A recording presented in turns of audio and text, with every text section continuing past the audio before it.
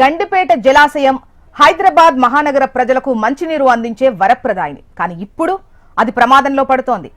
గండిపేట గలీజ్ అవుతోంది. హిమాయత్ నగర్ పరిధిలోని చెరువు కట్ట దగ్గర కొందరు సెప్టిక్ ట్యాంకర్ల ద్వారా మలమూత్ర వ్యర్థాలను గండిపేట చెరువులోకి వదులుతున్నారు. ఈ తతంగం ఎన్నాళ్ల నుంచి జరుగుతుందో తెలియదు, కానీ నిన్న మాత్రం ఓ వ్యక్తి ఇది గమనించి స్థానికుల సాయంతో రెడ్ హ్యాండెడ్ గా పట్టుకున్నాడు. ఆ తర్వాత వారిని జలమండలి అధికారులకు అప్పజెప్పాడు. పోలీస్ స్టేషన్ లో సైతం ఫిర్యాదు చేయడంతో కేసు నమోదైంది. ఈ ఘటనతో స్థానికుల్లో ఒక్కసారిగా భయాందోళన మొదలైంది. ఇలా ఎన్ని రోజుల నుంచి వ్యర్థాలను వదులుతున్నారో అన్న సందేహం వ్యక్తమవుతోంది. మొయినాబాద్ మున్సిపాలిటీ పరిధిలోని హిమాయత్ నగర్ పక్కనే గండిపేట జలాశయం ఉంది. నిన్న ఇక్కడ ఓ కట్టపై సెప్టిక్ ట్యాంక్ నుంచి కొందరు వ్యక్తులు మలమూత్ర వ్యర్థాలను గండిపేట చెరువులోకి వదిలారు. దుర్వాసన రావడంతో గమనించిన స్థానికులు సెప్టిక్ ట్యాంక్ డ్రైవర్ ను నిలదీశారు.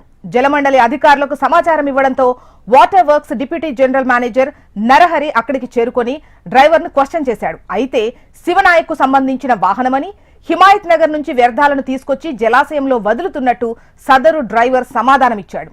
దీంతో ఆ అధికారి మొయినాబాద్ పోలీస్ స్టేషన్ లో ఫిర్యాదు చేశాడు. రంగంలోకి దిగిన పోలీసులు వాహనాన్ని సీజ్ చేసి పోలీస్ స్టేషన్ కు తరలించారు. కేసు నమోదు చేసి దర్యాప్తు చేస్తామని తెలిపారు.